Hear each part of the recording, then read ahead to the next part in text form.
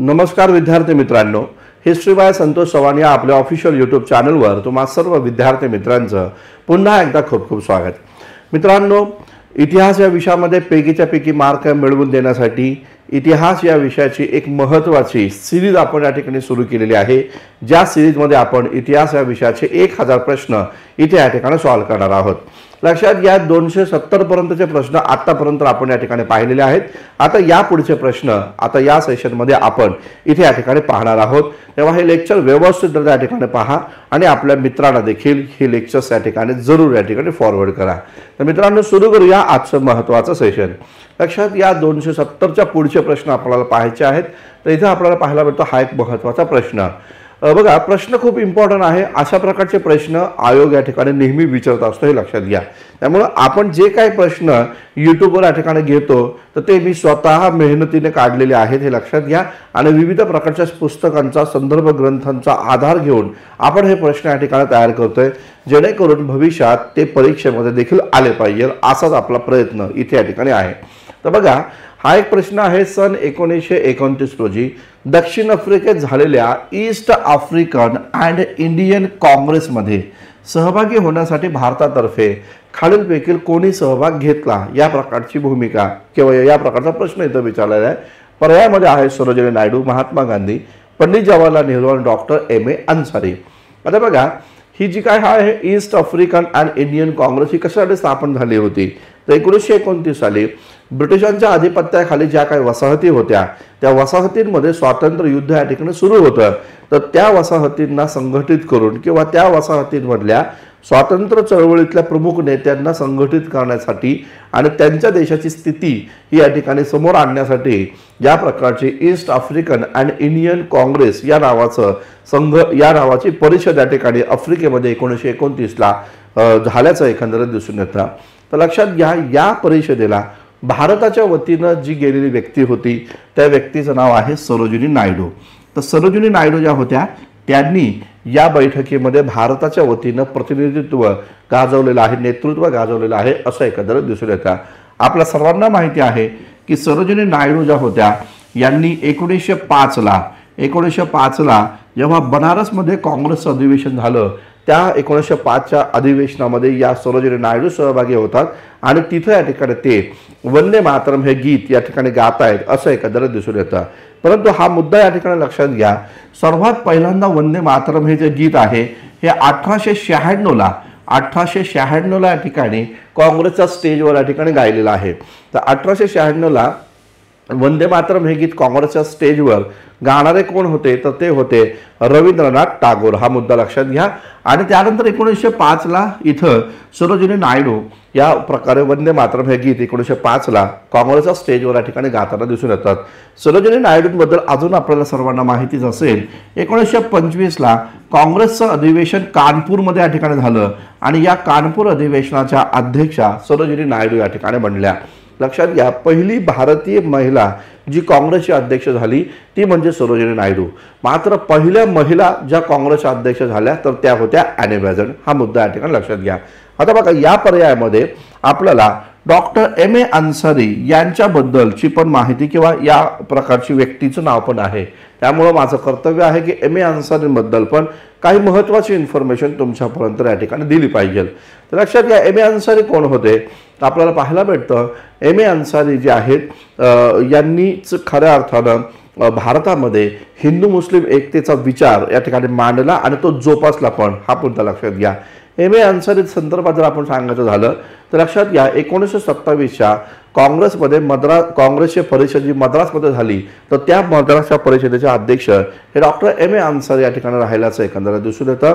आणि याचबरोबर आपल्याला हा पण मुद्दा या ठिकाणी लक्षात घ्या, M.A. अन्सारी यांनीच साधारणतः 1916-17च्या दरम्यान या ठिकाणी महात्मा गांधींचा उल्लेख हिंदुस्थानचा दिलदार नेता या स्वरूपात केलेला आहे। हा पण मुद्दा खूप इम्पॉर्टंट आहे। तर असे प्रश्न येऊ शकतात की हिंदुस्थानचा दिलदार नेता म्हणून महात्मा गांधींना कोणी संबोधलं, तर नाव आहे डॉक्टर M.A. अन्सारी। याचबरोबर लक्षात घ्या, 1914ला जेव्हा जागतिक महायुद्ध सुरू होतं आणि या महायुद्धामध्ये भारतानं बिनशर्त पाठिंबा ब्रिटिशांना या महायुद्धात दिला होता त्या कालखंडामध्ये आपल्याला दिसून येतं या ठिकाणी त्या कालखंडामध्ये दिसून येतं की तुर्कस्तानमध्ये जे भारतीय सैनिक जखमी झालेले आहेत त्यांच्यावर उपचार करण्यासाठी एक रेड क्रिसेंट मेडिकल मिशन पाठवण्यात आलं। तर ते रेड क्रिसेंट मेडिकल मिशन जे आहे हे डॉक्टर एम ए अन्सारी यांच्याच नेतृत्वाखाली पाठवण्यात आलं होतं। हा मुद्दा या ठिकाणी लक्षात घ्या। तर या प्रकारे एम ए अन्सारी महत्त्वाची व्यक्ती भारतीय स्वातंत्र्य लढ्यातील आहे, मुद्दा नीट या ठिकाणी लक्षात घ्या। बघा पुढचा एक प्रश्न आहे त्यामध्ये म्हटलेलं आहे खालीलपैकी कोणत्या सुधारकानं सुखदायक राज्य प्रकरणी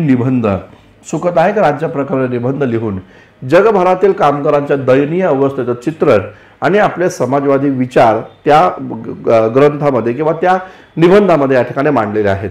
पर्यायामध्ये आपण पाहिलं नारायण मेघाजी लोखंडे आहेत, विष्णू शास्त्री पंडित आहे, महात्मा ज्योतिराव फुले आहे आणि विष्णू वा ब्रह्मचारी। तर या प्रकारचे हे पर्याय आपल्याला या ठिकाणी दिसून येतात। तर लक्षात घ्या या प्रश्नाचं राईट आन्सर काय, तर आपल्याला पाहायला भेटतं पर्याय क्रमांक 4 हे या प्रश्नाचं राईट आन्सर आहे। विष्णुबुवा ब्रह्मचारी जे आहे या विष्णुबुवा ब्रह्मचारी यांनी साधारणतः 1867 साली या प्रकारे सुखदायक राज्य प्रकरणी निबंध हा एक महत्त्वाचा निबंध लिहिला आणि ज्यातील संपूर्ण जगभरातील कामगारांची दयनीय स्थितीचं चित्रण त्यांनी मांडलं व एकूणच कालमागच्याही आधी समाजवादी विचारांचा प्रचार प्रसार ते इथे या ठिकाणी करताना दिसून येतात। लक्षात घ्या मित्रांनो, विष्णुबुवा ब्रह्मचारी यांच्यावर सातत्यानं कंबाईनच्या परीक्षेमध्ये आणि राज्यसेवेच्याही परीक्षेमध्ये प्रश्न विचारले जात आहेत असं एकंदरीत दिसून येतं। मग प्रश्नांचं स्वरूप कसं असतं, जसं की एक प्रश्न विचारला जातो की विष्णुबुवा ब्रह्मचारी यांचं पूर्ण नाव काय, तर काय नाव आहे विष्णू भिकाजी गोखले। तर हे नाव कदापि विसरता कामा नये। तर विष्णू भिकाजी गोखले म्हणजेच विष्णुबुवा ब्रह्मचारी, तर ते संन्यासी होते म्हणून त्यांना ब्रह्मचारी असं या ठिकाणी म्हटलं जातं, हे लक्षात घ्या। याचबरोबर या विष्णुबुवा ब्रह्मचारी जे एक कट्टर हिंदू धर्माचे संरक्षक देखील या ठिकाणी राहिले आणि म्हणून यांनी वेदोक्त धर्म प्रकाश जो आहे तर हा वेदोक्त धर्म प्रकाश या नावाचा देखील वेदोक्त धर्म प्रकाश या नावाचा देखील एक महत्त्वाचा या ठिकाणी ग्रंथ लिहिल्याचं एकंदरीत दिसून येतं आणि ज्यामध्ये भारतीय धर्माची महती त्यांनी सांगण्याचा प्रयत्न केला। याचबरोबर भावार्थ सिंधू, लक्षात घ्या भावार्थ सिंधू हा एक महत्त्वाचा ग्रंथ ते या ठिकाणी लिहिताना एकंदरीत या ठिकाणी दिसून येतं। आणि विशेष म्हणजे या विष्णुबुवा ब्रह्मचारी यांनी एक वर्तमान पत्रिका देखील चालवली होती, ज्या वर्तमानपत्राचं नाव होतं वर्तमान दीपिका। नाव नीट लक्षात असू द्या। तर वर्तमान दीपिका हे देखील एक पत्रिका ही या ठिकाणी या विष्णुबुवा ब्रह्मचारी यांची या ठिकाणी होती असं एकंदरीत दिसून येतं। तर लक्षात घ्या ही जी वर्तमान दीपिका ही जी पत्रिका होती या पत्रिकेने 1857च्या उठावामध्ये महत्त्वाची भूमिका बजावली।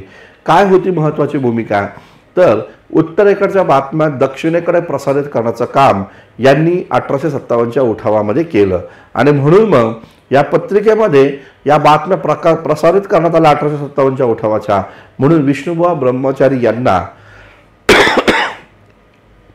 इंग्रज सरकारने नंतर अटक देखील केल्याचं एकंदरीत पाहायला भेटतं। तर हे अत्यंत महत्त्वाचे व्यक्ती विष्णुबुवा ब्रह्मचारी यांच्या संदर्भातील हे महत्त्वाच्या बाबी लक्षात ठेवायच्या आणि सुखदायक राज्य प्रकरण निबंध हा यांचाच होता, हा पण मुद्दा या ठिकाणी लक्षात घ्या। आता बघा इथं विष्णू शास्त्री पंडित लिहिलेला आहे बघा। आता बरेचसे विद्यार्थी जे आहेत ना त्या विद्यार्थ्यांना ही नावं खूप जास्त कन्फ्यूज करतात। एक म्हणजे विष्णुबुवा ब्रह्मचारी, दुसरे म्हणजे विष्णू शास्त्री पंडित आणि तिसरं म्हणजे विष्णू शास्त्री चिपळूणकर। खूप सारे विद्यार्थी या नावांमध्ये गोंधळून जातात। तर लक्षात घ्या विष्णू शास्त्री पंडित का कोण आहेत, तर विष्णू शास्त्री पंडित पण एक समाजसुधारक आहे, मात्र ते रानडे आणि त्याचबरोबर लोकहितवादी यांच्या समकालीन या ठिकाणी आहेत, हा मुद्दा या ठिकाणी लक्षात घ्या। आता हे विष्णू शास्त्री पंडित यांनी सन 1862ला, मी आता माहिती जी सांगतो तुम्हाला ती विष्णू शास्त्री पंडितांची माहिती सांगतो, हे लक्षात घ्या। हे विष्णू शास्त्री पंडित यांनी 1862 साली सरकारी पदाचा सरकारी नोकरदार होते, त्या सरकारी नोकरीचा राजीनामा दिला आणि त्यांनी एक महत्त्वाचं वृत्तपत्र सुरू केलं ज्याचं नाव होतं इंदू प्रकाश। लक्षात घ्या ज्याचं नाव होतं इंदू प्रकाश। आणि या विष्णू शास्त्री पंडित यांच्यावर जबरदस्त प्रभाव राहिला बंगाल प्रांतातील एक समाजसुधारक ज्यांचं नाव होतं ईश्वरचंद्र विद्यासागर। तर लक्षात घ्या या ईश्वरचंद्र विद्यासागर यांनी एक ग्रंथ लिहिला होता ज्याचं नाव होतं विडो वुमन। तर या विडो वुमनचं मराठीत भाषांतर हे विष्णू शास्त्री पंडित यांनी या ठिकाणी केल्याचं एकंदरीत या ठिकाणी दिसून येतं। लक्षात असू द्या न्यायमूर्ती रानडे, त्याचबरोबर लोकहितवादी आणि विष्णू शास्त्री पंडित या तिघांनी सन 1865 साली या तिघांनी एकत्र येऊन विधवा पुनर्विवाह उत्तेजक मंडळी स्थापन केली होती असं एकंदर दिसून येतं। आणि या तिघांनी एकत्र येऊन या ठिकाणी एका विधवेचा पुन्हा विवाह लावल्याचं देखील या ठिकाणी पाहायला भेटतं। विष्णू शास्त्री पंडित जर आपण या ठिकाणी पाहिलं तर त्यांची पहिली पत्नी या ठिकाणी दगावल्यानंतर त्यांना दुसरा विवाह करायचा होता, तेव्हा त्यांनी एका विधवेसोबत विवाह केल्याचं एकंदर दिसतं। त्या विधवेचं नाव कुसाबाई होतं, हा मुद्दा या ठिकाणी लक्षात घ्या। तर कुसाबाई नावाच्या एका विधवेसोबत देखील यांनी विवाह केल्याचं दिसून येतं। यांच्या संदर्भात अजून एक खूप इम्पॉर्टंट गोष्ट सांगतो, ती म्हणजे काय की या विष्णू शास्त्री पंडित जे आहे तर या विष्णू शास्त्री पंडित यांचं एक महत्त्वाचा ग्रंथ आहे ज्याचं नाव आहे ब्राह्मण कन्या विवाह विचार। ठीक आहे ना, ब्राह्मण कन्या विवाह विचार। तर या प्रकारचा हा एक महत्त्वाचा ग्रंथ ते या ठिकाणी विवाह विचार हा एक महत्त्वाचा ग्रंथ ते लिहिताना एकंदरच दिसून येतं। तर कोणता? ब्राह्मण कन्या विवाह विचार हा एक महत्त्वाचा ग्रंथ हा विष्णू शास्त्री पंडित इथे या ठिकाणी लिहित आहेत असं एकंदर दिसतं। तर खूप इम्पॉर्टंट आहे विष्णू शास्त्री पंडित, विष्णुबुवा ब्रह्मचारी आणि विष्णू शास्त्री चिपळूणकर। तर विष्णू शास्त्री चिपळूणकर कोण आहे तर ते आहेत निबंध मालाकार। त्याने निबंधमाला या नावाचा ग्रंथ लिहिल्याचं एक नियतकालिक चालवल्याचं एकंदर दिसतं। किताबखाना या प्रकारचं पुस्तकाचं दुकान त्यांनी या ठिकाणी सुरू केलं होतं। आणि याचबरोबर लोकमान्य टिळक आगरकर यांच्यासोबत न्यू इंग्लिश स्कूलची स्थापना त्या ठिकाणी करताना दिसून येतं। हा पण खूप महत्त्वाचा मुद्दा या ठिकाणी लक्षात घ्या। तर विष्णू शास्त्री पंडित, विष्णू शास्त्री चिपळूणकर आणि विष्णुबुवा ब्रह्मचारी हे तीन महत्त्वाचे व्यक्ती ज्याच्यात कन्फ्युजन आता इथून पुढे व्हायला नको, लक्षात ठेवा। पुढे बघा, एक प्रश्न विचारला गेला, खालीलपैकी कोणती संघटना भारतातील पहिली नोंदणीकृत कामगार संघटना म्हणून ओळखली जाते? रजिस्टर नोंदणीकृत कामगार संघटना म्हणून ओळखली जाते।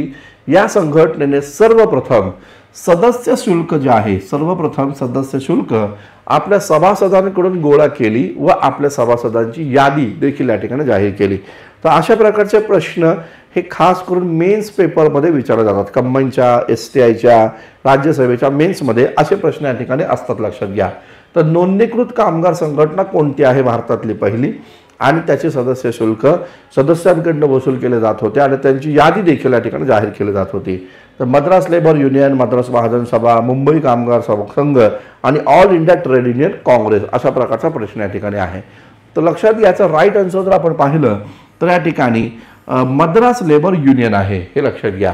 तर मद्रास लेबर युनियन हे सन 1918 स्थापन झाली आणि BM वाडिया यांच्या नेतृत्वाखाली झाली, लक्षात घ्या। तर BM वाडिया यांनी या प्रकारचं मद्रास लेबर युनियन स्थापन केलं आणि विशेष म्हणजे हे संघटन जे होतं हे भारतातलं पहिलं कामगारांचं रजिस्टर संघटन होतं, नोंदणीकृत संघटन होतं। आणि या संघटनेच्या सदस्यांना आपली फीस द्यावी लागायची, सदस्य शुल्क द्यावं लागायचे, पावती फाडावी लागायची आणि सभासदांची नावं देखील पहिल्यांदाच या संघटनेनं जाहीर केल्याचं दिसतं। हे BM वाडिया थिओसॉफिकल सोसायटीशी संबंधित होते आणि आनी बेझंटचे ते निस्सिम भक्त देखील होते, लक्षात घ्या। तर आनी बेझंटच्या सांगण्यावरच या प्रकारचं मद्रास लेबर युनियनची स्थापना BM वाडिया यांनी केल्याचं एकंदर त्या ठिकाणी दिसून येतं। मग आता दुसरं बघा, मजूर महाजन सभा इथे दिलेले आहे। तर मजूर महाजन सभा 1920 साली स्थापन झाली आणि कोणी स्थापन केली तर मजूर महाजन सभा ही स्वतः महात्मा गांधी यांनी स्थापन केलेली आहे, हा मुद्दा लक्षात घ्या। आणि याचबरोबर अनुसूया साराभाई जे आहेत, तर अनुसूया साराभाई, तर लक्षात घ्या अनुसूया साराभाई आणि महात्मा गांधी या दोघांनी मजूर महाजन सभा 1920 ला स्थापन केली। म्हणजे महात्मा गांधींचं या संदर्भात भूमिका काय होती? मजूर आणि जे महाजन म्हणजे भांडवलदार, तर मजूर आणि महाजन यांनी एकत्र येऊन राष्ट्रहितासाठी कार्य करावं यासाठी ही मजूर महाजन सभा स्थापन केल्याचं एकंदर दिसतं। मुंबई कामगार संघ जर आपण पाहिला तो 1920 साली स्थापन झालेला होता आणि या मुंबई कामगार संघाचे पहिले अध्यक्ष NG चंदावरकर जे आहे, तर NG चंदावरकर ते आपल्याला या ठिकाणी झाल्याचं एकंदर दिसतं। नारायण गणेश चंदावरकर, NG चंदावरकर मुंबई कामगार संघाचे पहिले अध्यक्ष या ठिकाणी बनल्याचं दिसतं। आणि All India Trade Union Congress ही पण 1920 सालचीच आहे, ज्याला आपण आयटक या नावानं, All India Trade Union Congress AITUC या नावानं संबोधतो आणि लाला लजपत राय हे या संघटनेचे पहिले अध्यक्ष या ठिकाणी आहे. तर लक्षात घ्या या प्रश्नाचं राईट आन्सर काय, तर मद्रास लेबर युनियन. लक्षात असू द्या, कधी विसरू नका या प्रकारचे प्रश्न पहा. म्हणजे आपण जे प्रश्न घेतोय ना ते अत्यंत ठेवणीतले प्रश्न आहेत, लक्षात घ्या. तर त्यामुळं हे व्यवस्थित त्या लेक्चर सिरीज तुम्ही ऐका, मित्रांना देखील या ठिकाणी पाठवा आपल्या लेक्चरची लिंक. बघा, व्यायामशाळा आंदोलनास लोखंडाच्या नसनाड्या म्हणून खालीलपैकी कोणी संबोधलं असा प्रश्न आहे. तर लोखंडाच्या नसनाड्या, जसं की आपल्या सर्वांना माहिती आहे, वासुदेव बळवंत फडके यांचं बंड झाल्यानंतर भारतात क्रांतिकारी चळवळीला खऱ्या अर्थानं सुरुवात झाली असं आपण या ठिकाणी म्हणतो. आणि या सगळ्या परिस्थितीमध्ये खास करून महाराष्ट्रात मधल्या पुण्यामध्ये, त्याचबरोबर कोल्हापूरमध्ये, वर्ध्यामध्ये, नागपूरमध्ये, असे नाशिकमध्ये, अशा प्रकारे महाराष्ट्रातल्या प्रमुख ठिकाणी विविध प्रकारच्या व्यायामशाळा मंडळं स्थापन झाली. तशाच प्रकारचं व्यायामशाळा मंडळ हे बंगालमध्ये पण स्थापन झालं, जिचं रूपांतर पुढे जाऊन अनुशीलन समितीमध्ये झालं होतं, हे लक्षात घ्या. आता बघा, या प्रकारचे व्यायामशाळा मंडळ स्थापन करण्यामागचा उद्देश काय होता, तर जे तरुण होते त्या तरुणांना संघटित करून त्यांची शरीरं पिळदार बनवायची आणि त्यांच्यात राष्ट्रभक्तीची भावना निर्माण करून ब्रिटिश सत्तेच्या विरोधात त्यांना उभं करायचं किंवा ब्रिटिश सत्तेच्या विरोधात एक मोठा संघर्ष उभा करायचा, या प्रकारची भूमिका या सगळ्यांच्या मध्ये या ठिकाणी होती. आणि मग या संदर्भात आपल्याला पाहायला भेटतं, भारतातील अशी एक व्यक्ती आहे ज्या व्यक्तीनं या व्यायामशाळा मंडळास लोखंडाच्या नसनाड्या म्हणून संबोधलेलं आहे, हे लक्षात घ्या. तर कोणती ती व्यक्ती आहे, स्वामी दयानंद सरस्वती, रामकृष्ण परमहंस, स्वामी विवेकानंद की लोकमान्य टिळक. तर राईट आन्सर आपण पाहिलं तर याचं राईट आन्सर आहे स्वामी विवेकानंद. तर हा प्रश्न इयत्ता 8वीच्या स्टेट बोर्डमधनं घेतला, हे लक्षात घ्या. तर स्वामी विवेकानंदांनी लोखंडाच्या नसनाड्या म्हणून व्यायामशाळा मंडळाला इथे या ठिकाणी संबोधलेला आहे, हा मुद्दा या ठिकाणी लक्षात घ्या. याचबरोबर सरला देवी चट्टोपाध्याय किंवा सरला देवी चौधरी या नावाची व्यक्ती आपल्याला माहिती असेल, सरला देवी चौधरी. तर सरला देवी चौधरी यांचं काय बरं वैशिष्ट्य आहे ते थोडंसं आपण पाहूया या अनुषंगानं. बघा, अनुशीलन समिती जी पूर्वी एक व्यायामशाळा मंडळ होतं, नंतर तिचं रूपांतर अनुशीलन समितीमध्ये झालं. तर त्या व्यायामशाळा मंडळांमध्ये या सरला देवी चौधरी हिराहिरीने भाग घेत होते आणि तरुणांनी इथे या ठिकाणी येऊन आपलं शरीर बळकट बनवावं आणि याचबरोबर ब्रिटिश सत्तेच्या विरोधात त्यांनी या ठिकाणी बंड थोटावावं, या प्रकारची भूमिका सरला देवी चौधरीनं मांडलेली आहे. तर या प्रकारे व्यायामशाळा मंडळामध्ये सहभागी होणाऱ्या महिला सरला देवी चौधरांनी हे इथे या ठिकाणी लक्षात असू द्या. ठीक आहे, चलो नेक्स्ट क्वेश्चन आपण पाहूया. आता बघा, हा एक प्रश्न आहे बघा, खूप इम्पॉर्टंट प्रश्न आहे. 75वा बघा, 275 मे 1916 टी.एच. हॉलंड यांच्या अध्यक्षतेखाली स्थापन करण्यात आलेल्या पहिल्या औद्योगिक समितीमध्ये, इंडस्ट्रियल कमिटी औद्योगिक समिती जी आहे, तर या औद्योगिक समितीमध्ये कोणत्या 2 भारतीय सदस्यांचा समावेश होता, अशा प्रकारचा प्रश्न आहे. तर बघा, टी.एच. हॉलंड यांच्या नेतृत्वाखाली 1916 एक महत्त्वाची समिती स्थापन झाली, ती होती इंडस्ट्रियल कमिटी, ज्याला आपण औद्योगिक समिती म्हणतो. तर त्या औद्योगिक समितीमध्ये 2 भारतीय होते आणि ते कोण आहे असा प्रकारचा हा प्रश्न या ठिकाणी विचारलेला आहे. मदन मोहन मालवीय, दोराबजी टाटा, पुरुषोत्तमदास ठाकूरदास, घनश्यामदास बिर्ला, पुरुषोत्तमदास ठाकूरदास, दोराबजी टाटा आणि घनश्यामदास बिर्ला, अशा प्रकारचे प्रश्न आहे. तर राईट आन्सर काय लक्षात घ्या, तर पंडित मदन मोहन मालवीय आणि दोराबजी टाटा हे या प्रश्नाचं राईट आन्सर आहे, हे इथे या ठिकाणी लक्षात घ्या. हा प्रश्न एकदाच फक्त राज्यसेवा मेन्सला आला होता, त्यानंतर नाही आला, होऊ शकतं रिपीट होईल हा प्रश्न, हे लक्षात घ्या. त्यामुळं हे लेक्चर सर खूप इम्पॉर्टंट आहे, ही खूप व्यवस्थितरित्या पहा. याच्या बारीक सारीक नोट्स पण तुम्हाला जर काढता आल्या तर त्या पण तुम्ही या ठिकाणी काढा. आता बघा, इथं एक दिलेला आहे पर्याय घनश्यामदास बिर्ला आणि त्याचबरोबर पुरुषोत्तमदास ठाकूरदास. तर यांचं एक वैशिष्ट्य आहे, लक्षात घ्या. यांचं काय वैशिष्ट्य आहे, तर यांनी एक संघटन स्थापन केलं होतं, ज्या संघटनेचं नाव होतं फिकी. 1927ला भारतीय व्यापारी वर्गाचं एक संघटन होतं, ज्याचं नाव या ठिकाणी फिकी असं होतं, हे लक्षात घ्या. आणि ज्याचे अध्यक्ष पुरुषोत्तमदास ठाकूर आणि घनश्यामदास बिर्ला त्याचे महासचिव होते, हे लक्षात घ्या. गोलमेज परिषदेमध्ये भांडवलदारांचे प्रतिनिधी म्हणून या ठिकाणी घनश्यामदास बिर्ला आणि पुरुषोत्तमदास ठाकूरदास यांनाच या ठिकाणी हेच गेले होते असं एकंदरीत दिसून येतं. तर खूप महत्त्वाचा हा पण एक महत्त्वाचा मुद्दा आपण इथे या ठिकाणी लक्षात असू द्या. पुढचा प्रश्न आपण आता पाहूया. बघा, फोर्ट विल्यम कॉलेजची स्थापना खालीलपैकी कोणी केली असा एक प्रश्न या ठिकाणी विचारला आहे. तर कोणता? तर फोर्ट विल्यम कॉलेज. पहिलं तर हे माहिती असलं पाहिजे हे फोर्ट विल्यम कॉलेज कोणत्या वर्षी स्थापन झालं. तर लक्षात घ्या, सन 1800ला स्थापन झालं. आता जेव्हा तुम्हाला याची डेट माहिती असती, फोर्ट विल्यम कॉलेज 1800ला स्थापन झालं, तेव्हा तुम्हाला त्या व्यक्तीबद्दलची माहिती लगेच मिळेल. वॉरन हेस्टिंग जेव्हा आपण पाहिलं 1800च्या काळामध्ये भारताचा गव्हर्नर जनरल होता का बंगालचा? तर नाही. लॉर्ड कॉर्नवॉलिस आपण पाहिला तर तो पण नव्हता. लॉर्ड वेलेस्ली, तर येस लॉर्ड वेलेस्ली होता. लक्षात घ्या. त्यामुळे याचं राईट आन्सर लॉर्ड वेलेस्ली आपल्याला पाहायला मिळतं. लॉर्ड वेलेस्लीची कारकीर्द जर आपण पाहिली तर ती 1798 पासून ते 1805 पर्यंत या ठिकाणी सुरू होती. हे लक्षात घ्या. किती? 1798 पासून ते 1805 पर्यंत लॉर्ड वेलेस्लीची कारकीर्द या ठिकाणी आहे आणि त्याच्याच कारकिर्दीमध्ये हे फोर्ट विल्यम कॉलेज स्थापन केलं गेलेलं आहे असं एकंदरीत दिसून येतं. आता मुद्दा असा आहे, हे कॉलेज स्थापन करण्यामागचा उद्देश काय? तर लक्षात याचा उद्देश असा होता की ईस्ट इंडिया कंपनीचे जे काही कर्मचारी आहे, ईस्ट इंडिया कंपनीचे जे काही कर्मचारी या ठिकाणी आहे, तर त्या कर्मचाऱ्यांना प्रशिक्षण देणं. ईस्ट इंडिया कंपनीच्या कर्मचाऱ्यांना प्रशिक्षण देण्यासाठी भारतासंदर्भात काम करायचं असेल तर त्यांना प्रशिक्षण देणं हा याचा मुख्य उद्देश या ठिकाणी होता असं एकंदरीत दिसतं. झालं असं की नंतरच्या काळामध्ये हे कॉलेज बंद पडलं बघा. आणि बंद पडल्यानंतर हे जे कॉलेज आहे 1806ला लंडनमध्ये या ठिकाणी याला स्थलांतरित केलं. आयोग तुम्हाला विचारलं लंडनमध्ये कुठे स्थलांतरित केलं, तर त्याचं उत्तर आहे हेलबरी. तर लंडनमधल्या हेलबरीमध्ये हे कॉलेज जे आहे हे स्थलांतरित केल्याचं एकंदरीत या ठिकाणी पाहायला भेटतं. आणि मग त्या फोर्ट विल्यम कॉलेजचं नाव पण बदललं गेलं आणि ज्याचं नाव ईस्ट इंडिया कॉलेज असं या ठिकाणी ठेवण्यात आलं. काय? तर ईस्ट इंडिया कॉलेज या प्रकारचं नाव त्याचं या ठिकाणी ठेवण्यात आल्याचं एकंदरीत या ठिकाणी पाहायला भेटतं. हा पण एक महत्त्वाचा मुद्दा आपण या ठिकाणी लक्षात असू द्या. तर लॉर्ड वेलेस्लीच्या काळामध्ये या प्रकारचं फोर्ट विल्यम कॉलेजची स्थापना आणि 1806ला हे लंडनमधल्या हेलबरीमध्ये स्थलांतरित होतं आणि त्याचं नाव ईस्ट इंडिया कॉलेज ठेवलं जातं. त्याचा मुख्य उद्देश होता ईस्ट इंडिया कंपनीच्या कर्मचाऱ्यांना प्रशिक्षण देणे. हा या ठिकाणी याचा मुख्य उद्देश राहिल्याचं एकंदरीत दिसतं. पुढचा प्रश्न पाहूया. आता बघा, हा एक प्रश्न घेतलेला आहे कारण राज्यसभेच्या परीक्षा अजून झाल्या नाहीयेत आहे ना. त्यामुळे प्राचीन भारत मध्ययुगीन भारतावरचे 2-1 प्रश्न असले पाहिजे आपल्या लेक्चरमध्ये. या उद्देशानं हा एक प्रश्न या ठिकाणी घेतलेला आहे. आता बघा, बऱ्याचशा विद्यार्थ्यांचा मनामध्ये एक प्रश्न आहे, तर राज्यसभेची आता पूर्व परीक्षा कधी होणार आहे?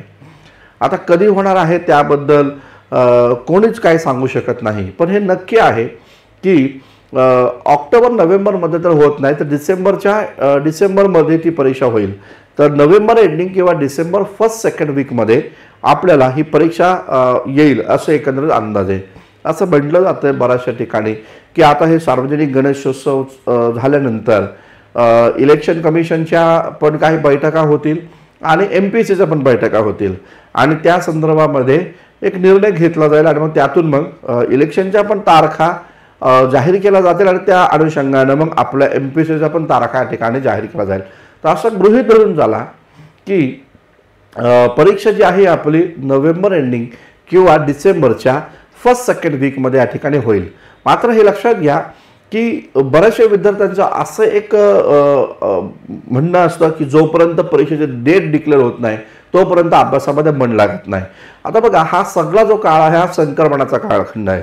तर या संपूर्ण काळामध्ये आपण एक विद्यार्थी आहोत आणि विद्यार्थ्याच्या हातामध्ये काय असतं तर अभ्यास करणं या ठिकाणी असतं. जोपर्यंत तुम्हाला यश मिळत नाही तोपर्यंत अभ्यास करायचा आहे आणि त्यामुळे अभ्यास आहे की अभ्यास एवढंच फक्त सध्या तरी तुम्ही लक्षामध्ये ठेवा. परीक्षा घेणं हे आयोगाचं काम आहे आणि लक्षात घ्या, जर समजा परीक्षा नाही घेतली तर त्याचे इम्पॅक्ट हे नंतरच्या काळामध्ये उमटणारच आहे. त्यामुळे सध्या जर आता आपण अभ्यास करणं हे या ठिकाणी तुम्ही सोडू नका, कारण एकदा का अभ्यासाची लिंक जर का तुटली तर मग ती पुन्हा लिंकवर ते राहणं ते थोडंसं कठीण जातं. त्यामुळे आत्ता व्यवस्थितरित्या आत्तापर्यंत अभ्यास करत आला, अजून काही 2 महिने आपल्याला अभ्यास करायचा आहे. फक्त या अभ्यासापासून तुम्ही परावृत्त होऊ नका, जेणेकरून तुमच्या जीवनात अजून काही वेगवेगळ्या गोष्टी येऊन तिथं तुम्ही या ठिकाणी भरकटला जाताल, असं होऊ देऊ नका. ठीक आहे ना. तर ते व्यवस्थितरित्या लक्षात घ्या. पहा, आपल्या मुद्द्याकडे आपण येऊया. तर पृथ्वीराजा विजया या ग्रंथाचे लेखक कोण आहेत असा प्रश्न आहे. कुठला ग्रंथ? पृथ्वीराजा विजया या ग्रंथाचे लेखक कोण आहे? चांद बरदाई, स्वतः पृथ्वीराज चव्हाण, जयनाका आणि नैचन सुरी अशा प्रकारचा हा पर्याय या ठिकाणी आहे. तर बरेचसे विद्यार्थी जर का समजा असा प्रश्न आयोगाने तुम्हाला विचारला किंवा हाच प्रश्न या ठिकाणी विचारला तर बरेचसे विद्यार्थी गोंधळून जाणार आहे, हे लक्षात घ्या. आणि त्यामध्ये चांद बरदाई यावर उत्तर या ठिकाणी देण्याची शक्यता जास्त आहे. लक्षात घ्या, चांद बरदाई हा पृथ्वीराज चव्हाणच्या दरबारातील एक कवी होता, नो डाऊट. मात्र या चांद बरदाई जो आहे त्यानं काय लिहिलं लक्षात घ्या. चांद बरदाई जो आहे त्यानं पृथ्वीराज रासो हे लिहिलेलं आहे. त्यानं जे लिहिलं त्यानं त्याच्या काव्याचं नाव आहे पृथ्वीराज रासो, हे लक्षात घ्या. तर पृथ्वीराज रासो लिहिलं चांद बरदाईनं. ठीक आहे ना. आणि पृथ्वीराजा विजया जे आहे ते लिहिलं कोणी? तर ते जयनाकानी. त्यामुळं आपल्या प्रश्नाचं राईट आन्सर काय आहे? तर जयनाका. तर जयनाकानं पृथ्वीराज विजया लिहिलेलं आहे. तर चांद बरदाईनं पृथ्वीराज रासो लिहिलं. पृथ्वीराज रासोमध्ये पृथ्वीराज चव्हाण आणि त्याचबरोबर त्याची पत्नी संयोगिता यांच्या प्रेमसंबंधांची पण माहिती पृथ्वीराज रासोमध्ये मिळते. आणि पृथ्वीराज चव्हाणचे जे विजय आहे त्या संदर्भामध्ये जयनाकानं लिहिल्याचं एकंदर या ठिकाणी पाहायला भेटतं. आता लक्षात घ्या, इथं अजून एक नाव आहे नैचन सुरी. मग नैचन सुरीचा काय? तर हा जो होता नैचन सुरी, तर लक्षात घ्या, तर हा 14व्या शतकातील 13व्या-14व्या शतकातील एक कवी आहे. आणि त्या नैचन सुरीनं लिहिलं आहे ते म्हणजे हमीर महाकाव्य. हमीर महाकाव्य हे त्याने या ठिकाणी लिहिल्याचं दिसतं, किंवा हमीर काव्य पण तुम्ही या ठिकाणी म्हणू शकता. बघा, तुम्हाला कदाचित ज्यांनी आपल्याकडं हिस्ट्रीच्या, प्राचीन भारताच्या, मध्ययुगीन भारताच्या बॅचेस केलेल्या आहेत तर त्या विद्यार्थ्यांच्या लक्षात आलं असेल, हमीरदेव नावाचा एक राजा होता जो चौहान वंशाचाच होता आणि तो अल्लाउद्दीन खिलजीच्या समकालीन होता. बरोबर आहे ना. अल्लाउद्दीन खिलजीनं जेव्हा रणथंबोरवर हल्ला केला तेव्हा हमीरदेव तिथं या ठिकाणी शासक या ठिकाणी होता आणि त्याचा इथे या ठिकाणी पराभव केला. हमीरदेवचा पराभव झाल्यानंतर त्या भागातल्या महिलांनी सर्वात पहिल्यांदा तिथे या ठिकाणी जोहार केला. तर लक्षात घ्या, फारसी भाषेत राजपूत स्त्रियांनी जोहार केल्याचा पहिला दाखला हा रणथंबोरचा आहे, ना की चित्तूरचा. ठीक आहे ना. चित्तूरच्या रतनसिंगची जी पत्नी होती पद्मावती, तिच्यासोबत खूप सारा राजपूत स्त्रियांनी जोहार केला, हा नंतरचा आहे. पण पहिला जोहार जो आहे तो पहिला जोहार फारसी भाषेत आपल्याला पाहायला भेटतो, त्याचा दाखला पाहायला भेटतो, ते म्हणजे या ठिकाणी रणथंबोरचा. आणि मग इथं आपल्याला पाहायला भेटतं हमीरदेव नावाचा इथे या ठिकाणी राजा होता आणि त्या हमीरदेवाची स्तुती करणारा एक किंवा त्याचा गौरवशाली इतिहास सांगणारा एक महत्त्वाचा इतिहासकार म्हणा किंवा कवी म्हणा, त्याचं नाव होतं नैचन सुरी. आणि त्यानं या ठिकाणी हमीर महाकाव्य लिहिलं. मोस्ट इम्पॉर्टंट प्रश्न हा बनू शकतो, लक्षात असू द्या. असे प्रश्न येतात बरं का, असे प्रश्न येतात. त्यामुळं अशा प्रकारच्या प्रश्नांकडं बिलकुलच दुर्लक्ष करायचं नाही. त्यामुळं आपण खूप सारे विचारपूर्वक असे प्रश्न निवडलेले आहेत यूट्यूबमध्ये विद्यार्थ्यांना देण्यासाठी. ठीक आहे. चलो, आता बघा, एक महत्त्वाची सूचना, जसं मी तुम्हाला सांगितलं, परीक्षा कधी होईल, काय होईल याच्या भ्रमामध्ये, याच्या चर्चेमध्ये अडकू नका. अभ्यास मात्र तुम्ही या ठिकाणी करण्याचं सोडू नका. जे कोण विद्यार्थी या 2024च्या राज्यसेवेच्या परीक्षेची तयारी करत आहेत, जे कोण विद्यार्थी 2024च्या राज्यसेवेची परीक्षा तयारी करत आहेत, त्या विद्यार्थ्यांना या ठिकाणी सांगणं आहे की इतिहास या विषयाची एक महत्त्वाची बॅच आपल्या हिस्ट्री बाय संतोष चव्हाण या आपल्या ॲप्लिकेशनमध्ये आहे, ज्याचं नाव आहे बेसिक टू ॲडव्हान्स. तर ही जी बॅच आहे राज्यसेवा पूर्व परीक्षा आणि राज्यसेवा मुख्य परीक्षा या दोन्ही परीक्षांसाठी अत्यंत डिटेल आणि अत्यंत महत्त्वाची बॅच आहे. त्याच्यामध्ये तुमचं प्रिलियम्सचे घटक पण कव्हर होतील, एन्शियंट मिडिवल याच्यामध्ये आहे, आणि याचबरोबर मुख्य परीक्षा जी आहे राज्यसेवेची ते पण तुमचं इथे या ठिकाणी कव्हर होणार आहे. त्यामुळे बेसिक टू ॲडव्हान्स ही बॅच तुम्हाला जर हवी असेल तर ती जरूर तुम्ही या ठिकाणी इथे घ्या. तर हा महत्त्वाचा मुद्दा इथे या ठिकाणी लक्षात असू द्या. आणि या बॅचचं वैशिष्ट्य असं आहे तर 1 वर्षाची व्हॅलिडिटी तुम्हाला मिळते. आणि त्यामुळं जरी डिसेंबरमध्ये परीक्षा झाल्या आणि त्याच्यानंतर 6 महिन्यांनी जर समजा आपण असं गृहीत धरू जूनमध्ये त्याची मेन्स झाली, तरी तुम्हाला या बॅचची व्हॅलिडिटी या ठिकाणी राहील. 1 वर्षाची व्हॅलिडिटी असणारी ही बॅच आहे, ती तुम्ही या ठिकाणी जॉईन करा. आणि लक्षात घ्या, विशेष म्हणजे आपण काय केले पहा, आपण आता अशा प्रकारचं एक नियोजन या ठिकाणी केलेलं आहे.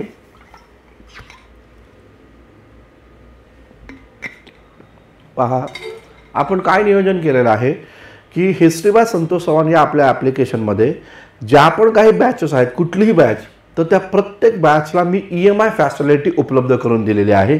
हा मुद्दा या ठिकाणी लक्षात घ्या. तर काय केलं मी, तर प्रत्येक बॅचला तुम्हाला मी EMI फॅसिलिटी या ठिकाणी उपलब्ध करून दिली.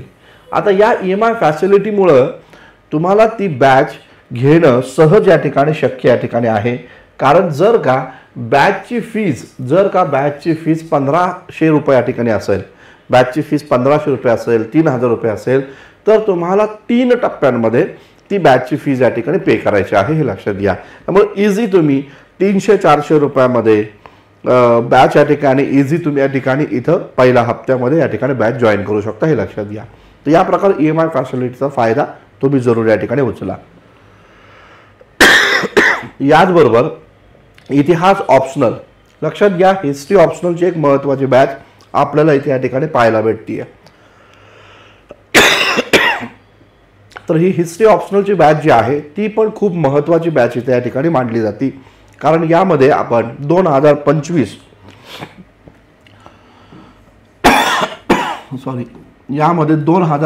जे आहे, तर त्या 2025ची या ठिकाणी तयारी करून घेतोय. तर ही बॅच जी आहे ही 1 सप्टेंबर पासून या ठिकाणी सुरू झालेली आहे, लक्षात घ्या. 1 सप्टेंबर पासून ही बॅच सुरू झालेली आहे आणि ही लाईव्ह बॅच आहे. तर जे पण विद्यार्थी हिस्ट्री ऑप्शनल म्हणून या ठिकाणी निवडत आहेत त्या विद्यार्थ्यांनी 1 सप्टेंबर पासून ही बॅच नव्यानं सुरू केलेली आहे. या बॅचमध्ये डेली लाईव्ह सेशन होतात, रोज रात्री 8 वाजता याचे या ठिकाणी सेशन या ठिकाणी होत असतात. तर तुम्ही या बॅचला जरूर या ठिकाणी जॉईन करा. ज्यांना हिस्ट्री ऑप्शनल घेऊन 2025-2026ची तयारी या ठिकाणी करायची आहे त्यांच्यासाठी ही महत्त्वाची बॅच या ठिकाणी आहे, हे लक्षात घ्या. पेपर 1, पेपर 2 असे सगळंच इथं आपण या ठिकाणी कव्हर करणार आहे. 15 महिन्याची व्हॅलिडिटी असणारी ही महत्त्वाची बॅच आपल्याला या ठिकाणी पाहायला भेटेल. याचबरोबर हिस्ट्री GSची पण बॅच आपल्या ऑनलाईन प्लॅटफॉर्मवर उपलब्ध आहे. त्यासाठी हिस्ट्री बाय संतोष चव्हाण हे ॲप्लिकेशन तुम्ही या ठिकाणी जरूर डाउनलोड या ठिकाणी करा. ठीक आहे, चलो पुढे आता आपण आपल्या मूळ मुद्द्याकडे या ठिकाणी वळूया. बघा, एक प्रश्न या ठिकाणी आहे, इंडस व्हॅलीवर हडप्पा व्यापाराबद्दल खालील विधानांचा विचार करा. म्हणजे हडप्पा संस्कृतीच्या काळात जो व्यापार होता त्याबद्दल विचार करा असं म्हणलेलं आहे. मध्य आशियाशी व्यापार सुलभ करण्यासाठी उत्तर अफगाणिस्तानात व्यापारी वसाहत स्थापन करण्यात आली. आता उत्तर अफगाणिस्तानामध्ये अशी कोणती व्यापारी वसाहत होती का, तर होती, लक्षात घ्या. तर त्या व्यापारी वसाहतीचं नाव होतं शार्तुगाय, है ना. तर शार्तुगाय नावाची एक महत्त्वाची व्यापारी वसाहत ही आपल्याला पाहायला भेटते कुठे, अफगाणिस्तानामध्ये. हा मुद्दा या ठिकाणी लक्षात घ्या. आणि त्याचबरोबर दिलमुन आणि त्याचबरोबर मकान ही मेसोपोटेमिया आणि मेलुहा दरम्यानची 2 मध्यवर्ती व्यापारी स्थानके होती. आता मेलुहा म्हणजे कोणता, तर लक्षात घ्या, हडप्पाकालीन भारत, या हडप्पाकालीन भारताला मेसोपोटेमियातले लोक मेलुहांचा देश म्हणत होते. आणि त्यामुळे मेलुहा आणि मेसोपोटेमिया यांच्या दरम्यान दिलमुन आणि मकान ही 2 महत्त्वाची या ठिकाणी व्यापारी स्थानके दिलेली आहेत असं इथं म्हणलेलं आहे. तर दोन्ही विधान काय आहे, सत्य आहे. त्यामुळं केवळ अ आणि ब हे दोन्ही योग्य आहेत हे लक्षात घ्या. तर दिलमुन आणि त्याचबरोबर या ठिकाणी मकान. तर लक्षात घ्या, दिलमुन म्हणजे आजचा बहरीन नावाचा देश आहे आणि मकान म्हणजे आजचा ओमान नावाचा देश आहे. मुद्दा नीट या ठिकाणी लक्षात घ्या. तर काय आहे, तर दिलमुन म्हणजे आजचा बहरीन आणि त्याचबरोबर मकान म्हणजे आजचा ओमान, अशा प्रकारचा हा देश आहे. तर त्या देशात हे जे महत्त्वाचे ठिकाणं हे मेसोपोटेमिया आणि भारत यांच्यातील महत्त्वाची व्यापारी केंद्र म्हणून उदयास आल्याचं एकंदरीत दिसून येतं.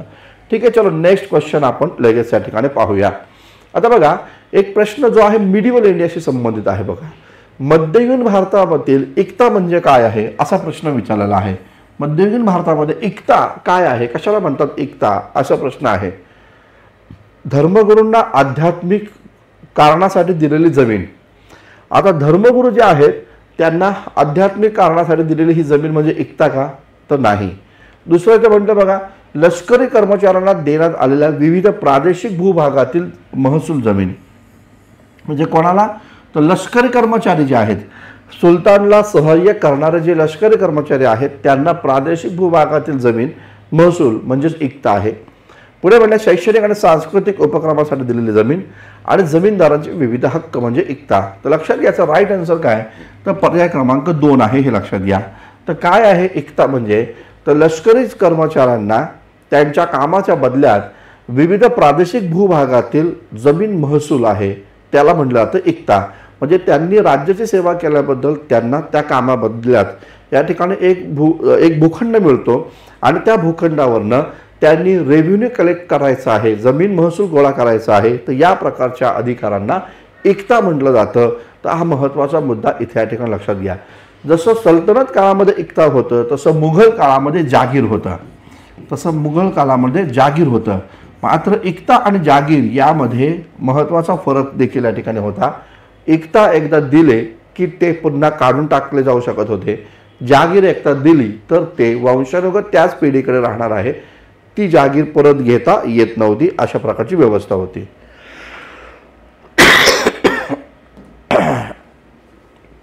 चलो, त्यानंतरचा एक प्रश्न आहे जोड्या जुळवाचा.